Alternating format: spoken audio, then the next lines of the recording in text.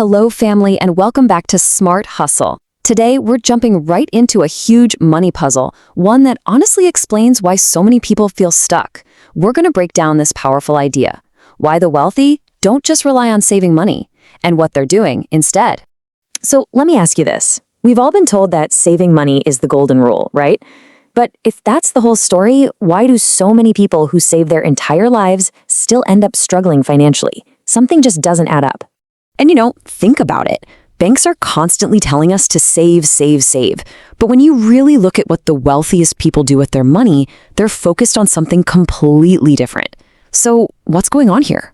And that leads to this really disruptive question that most people never even think to ask. What if saving money, the way we've all been taught, is actually the very thing that's slowing us down? That's exactly what we're diving into today. We are pulling back the curtain on a core money principle that the wealthy understand, and I promise, once you see it, you're going to start looking at your own finances in a completely new way. All right, here's our game plan. We'll start with the saving paradox, then we'll hit inflation, that silent drain on your cash. After that, we'll talk about the crucial mindset shift, what assets are, a new way to think about risk, and we'll wrap it all up with a simple two-bucket strategy. Let's get into it. First up, Section 1, the saving paradox. Yeah, we're told to save, but there's this hidden catch to that advice that almost nobody mentions. You know the drill. From the time we're kids, we get the same playbook, right? Save your money, stick it in the bank, don't overspend. And look, that advice isn't wrong. Saving is absolutely crucial for security. But here it is, the fundamental piece that changes everything. Saving is for security. It's your financial defense. It was never ever designed to be the main engine for actually creating wealth. That's a completely different job. Okay, on to Section 2, inflation, the silent drain. So if saving by itself isn't the path to riches, what's holding it back? Well, there's this invisible force working against your money 24/7. It's called inflation. Put simply, inflation is just the reason your dollar buys less today than it did yesterday. As prices for everything go up, the actual buying power of every single dollar you've saved goes down. It's like a slow, quiet leak in your wallet.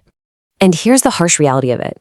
If your savings account is paying you, say, 1% interest, but inflation is running at 3%, you're not making money. You're actually losing 2% of your purchasing power every single year. The number in your bank account might go up, but what you can actually buy with it is going down. Section 3, the mindset shift. Now this is the pivot point.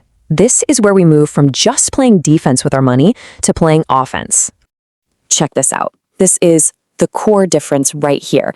A saver asks, how can I save more money? But a wealthy person asks a totally different question. How can I grow my money? It's a small change in words, but it leads to a huge change in actions. So instead of letting their cash just sit on the sidelines, getting weaker and weaker from inflation, they put it to work.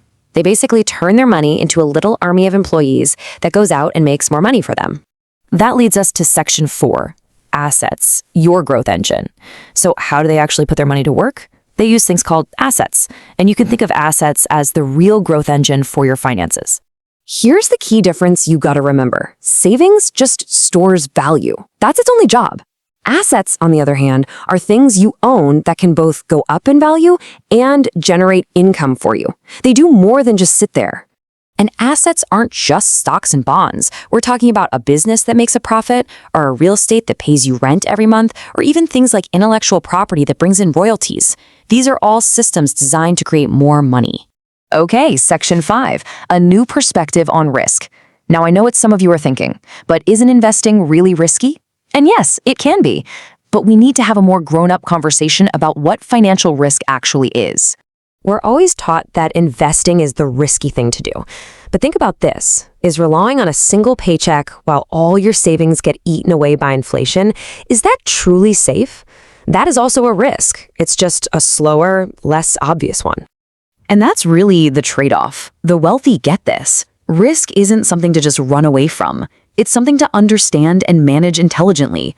Because trying to avoid all risk usually means you're also avoiding all growth. Which brings us to our final section, the two-bucket strategy. So this is not about giving up on saving. It's about creating a balance.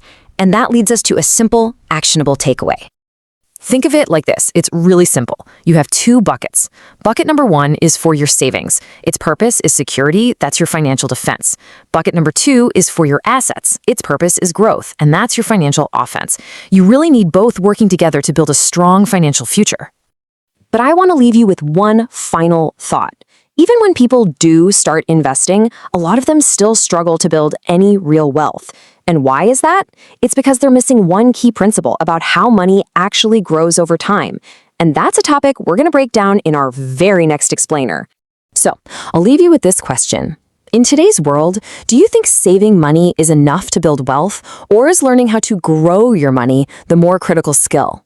Let me know what you think in the comments. And hey, if you want to keep understanding the hidden rules of money, make sure you subscribe to Smart Hustle. Thanks for watching.